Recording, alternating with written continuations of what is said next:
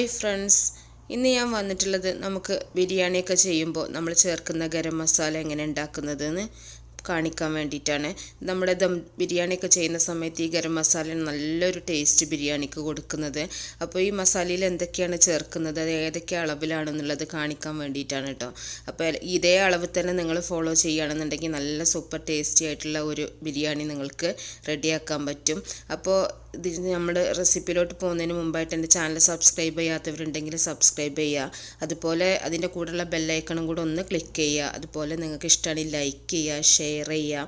അപ്പോൾ ഇതെങ്ങനെ ചെയ്യുന്നത് നോക്കാം. ആദ്യം തന്നെ ഒരു പാനിലേക്ക് ഞാൻ 2 ടേബിൾ സ്പൂൺ വലിയ ജീരകം ഇട്ട് കൊടുക്കുന്നുണ്ട്. പെരുംജീരകം കേട്ടോ. നമുക്ക് എല്ലാ മസാലയും ഇട്ടിട്ട് മാത്രം സ്റ്റവ് ഓൺ ചെയ്താൽ മതി.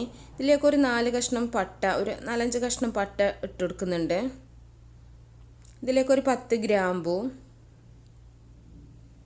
ഇനി ഒരു 10 ഏലക്കയും കൂടെ നമുക്ക് ഇതിലേക്ക് ഇട്ട് കൊടുക്കാം.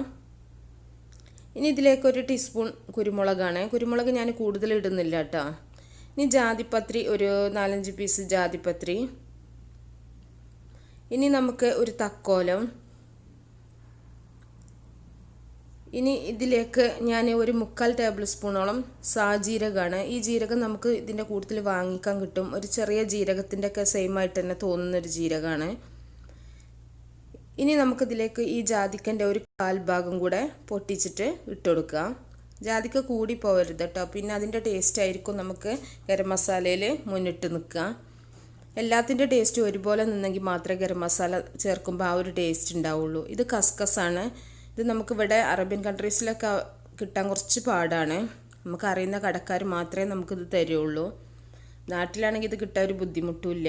ഇതൊരു ടീസ്പൂൺ ഞാൻ ചേർക്കുന്നുണ്ട്. ചിലരിത് തേങ്ങൻ്റെ കൂടുതൽ അരച്ചൊക്കെയാണ് ചേർക്കാറുള്ളത്. നമുക്കിങ്ങനെ ഗരം മസാലൻ്റെ കൂടുതൽ ചേർക്കുകയാണെങ്കിൽ ഗരം മസാല കുറച്ചുകൂടി ടേസ്റ്റി ആയിരിക്കും.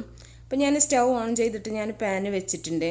നമുക്കിത് ചെറുതായിട്ടൊന്ന് വറുത്തെടുക്കണം.